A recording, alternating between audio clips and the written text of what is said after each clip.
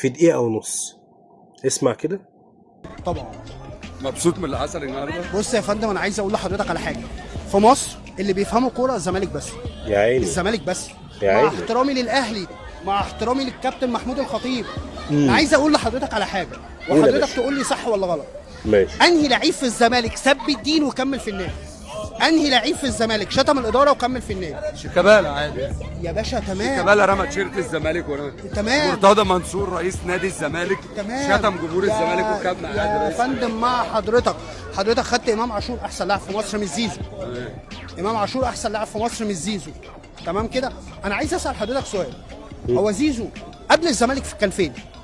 مش حد يعرفه. شكرا. احنا خيرنا على زيزو. إيه صح ولا الإجابة غلط؟ دي؟ كان الزمالك كبير على اي حد، بس انا هنا بقول لك اتفضل. لما حصلت مع عبد الله السعيد هو عبد الله كان السعيد، احتراف. هو عبد الله السعيد اما مضى للزمالك مش تركي آل الشيخ خده ووداه السعوديه، الاهلي ما كانش عايزه. خلاص تمام. الاهلي الله ينور عليك، الاهلي رماه وبعد كده راح بيراميدز قعد فيها 5 سنين. احنا خدناه من الاهلي؟ لا احنا خدناه من مين؟ خدته من بيراميدز. الاحتراف بقى كان بالنسبه لعبد الله السعيد مع الاهلي، دي قصته. يا عم انت رحت اتعاقدت مع زيزو وهو مع عبد الله السعيد وهو في الاهلي. لا. لما مرتضى قال لك لا دي لا، صفقه هو في الفرد. الأهلي. حلو قوي قوي. كمل في الزمالك. لا. لا حول ولا قوة إلا بالله. انتوا فاهمين هو بيتكلم في ايه؟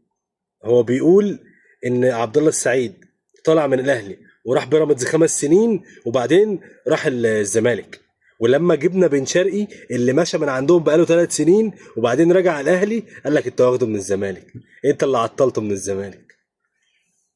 انا خدت بن شرقي وهو مشى من عندك من بعد ما عندك ب3 سنين، وخدت امام عاشور بعد ما مشى عندك ب6 شهور، وخدت زيزو من عندك بعد ما مشى عندك بكام ساعة. أمن على حسام عبد المجيد وأمن على محمد شحاتة، وفي واحد تالت مش هينفع أقول اسمه عشان هو خلاص خلص مع النادي الأهلي. السلام عليكم.